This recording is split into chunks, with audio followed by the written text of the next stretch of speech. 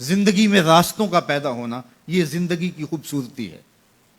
تو اس کے لیے پھر راہیں کھلتی ہیں، اللہ کشادگیاں پیدا کرتا ہے. اور انسان کی زندگی کا بہت بڑا مسئلہ ہے، وہ کہتا ہے میری ضرورت پوری ہونی چاہیے، اور وہ اپنی سب سے بڑی ضرورت روزی روٹی کو سمجھتا ہے. حالانکہ سب سے بڑی حضرت انسان کی ضرورت ہدایت ہے، سب سے بڑی ضرورت. اور یہ وہ شے ہے جو ہم ہر روز ہر نماز کی ہر رکعت میں مانگتے ہیں، اہدنا الصراط المستقیم. یہ روزانہ مانگنا پڑتی ہے. اور رزق اللہ نے اپنے ذمہ کرم پہ لیا ہے، وہ ان کو بھی دیتا ہے جو نہیں مانگتے. وما من دابۃ فی الارض الا علی اللہ رزقها. زمین پہ چلنے رینگنے والی کوئی چیز نہیں جس کا رزق اللہ کے ذمہ کرم پہ نہ ہو. ہر شے کا رزق اس کے ذمہ کرم. پتھر کے اندر جو کیڑا ہے اس کو بھی وہ رزق فراہم کرتا ہے. اللہ اکبر. ہم تو کاروبار پہ جا رہے ہوتے ہیں، ہماری تو فیکٹری ہوتی ہے، ہماری تو ملازمت ہوتی ہے، دفتر جا رہے ہوتے ہیں اور ہمیں وہاں رزق ملنا ہوتا ہے. لیکن پرندوں کی تو کوئی فیکٹری نہیں ہوتی، ان کا تو کوئی دفتر نہیں ہوتا. جب صبح چلتے ہیں تو خالی پیٹ ہوتے ہیں، کبھی بھوکے نہیں آئے.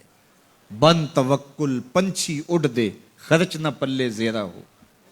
کوئی خرچ نہیں لیتے، کوئی راس المال نہیں ان کے پاس ہوتا، کوئی ایک دن پہلے بکنگ نہیں کروائی ہوتی.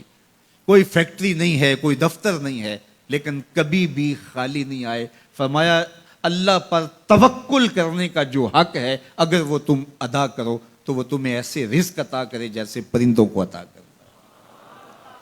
تو یہ بات ذہن میں رکھیے گا کہ رزق اللہ کا ذمہ کرم ہے. اس کے لیے ہمیں یہ حکم دیا ہے کہ ہم کاوش کریں، اس کے لیے راستے ڈھونڈیں. لیکن اس کو اپنے اوپر طاری کر لینا یہ دانشمندی نہیں ہے.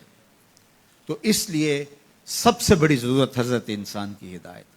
اب اگر تقوی اختیار کر لے بندہ تو پھر یہ سب سے بڑا مسئلہ جو انسان نے خود سمجھا ہوا ہے یہ خود بخود حل ہو جاتا ہے. وَمَن يَتَّقِ اللَّهَ يَجْعَل لَّهُ مَخْرَجًا. جو اللہ سے ڈرنے لگ جاتا ہے اللہ راستے کشادہ کر لیتا ہے. وَيَرْزُقْهُ مِنْ حَيْثُ لَا يَحْتَسِبُ. اللہ اس کو وہاں سے رزق دیتا ہے جہاں اسے گمان بھی نہیں ہوتا. یہ تقوی کا عملی نتیجہ ہے. اور یہ وعدہ میرا نہیں ہے، یہ وعدہ میرے رب کا ہے، اور اللہ کے وعدے سچے ہیں. یہ کسی مفکر نے، یہ کسی معاشیات کے ماہر نے نہیں بتایا کہ تم یہ کرو گے تو یہ نتیجہ ہوگا. ماہر معاشیات کے مشورے کو ہم قبول کرتے ہیں کہ یار اس نے معاشیات کو پڑھا ہے، اس نے جو بتایا ہے وہ اس کا نتیجہ وہی ہوگا. یہ جس نے معاشیات کو پیدا کیا ہے، جس نے رزق کو پیدا کیا ہے، یہ اس کا وعدہ ہے. اگر تم اس سے ڈرنے لگ جاؤ گے تو وہاں سے رزق دوں گا جہاں تمہیں گمان بھی نہیں ہوگا. تو یہ تقوی کا عملی نتیجہ ہے. تو اللہ کے محبوب علیہ الصلوۃ والسلام نے ارشاد فرمایا میں تمہیں تقوی کی وصیت کرتا ہوں، یہ تیرے تمام امور حیات کے لیے خیر و برکت کا ذریعہ ہے. تیری زندگی میں جمال پیدا ہوگا، حسن پیدا ہوگا. تیری دنیا بھی، تیرا دین بھی، تیری معاش بھی، تیری معاشرت بھی، سب میں خوبصورتیاں آ جائیں گی اگر تو اللہ سے ڈرنے لگ جائے گا. جو اللہ سے ڈرتا ہے پھر وہ کسی سے نہیں ڈرتا. اور اللہ سے ڈرنے اور اللہ سے محبت کرنے اور تقوی اختیار کرنے کا نتیجہ یہ ہوتا ہے کہ انسان پھر لا خوف علیہم ولا هم یحزنون کی عملی تصویر بن جاتا ہے. اچھا، یہ ایک جامع بات تھی جو حضرت ابو ذر رضی اللہ تعالیٰ عنہ کو حضور نے بتائی، لیکن ان کی طلب تھی. موقع ملا تھا حضور کی چوکھٹ پہ حاضری کا تو دامن طلب پھیلایا تھا.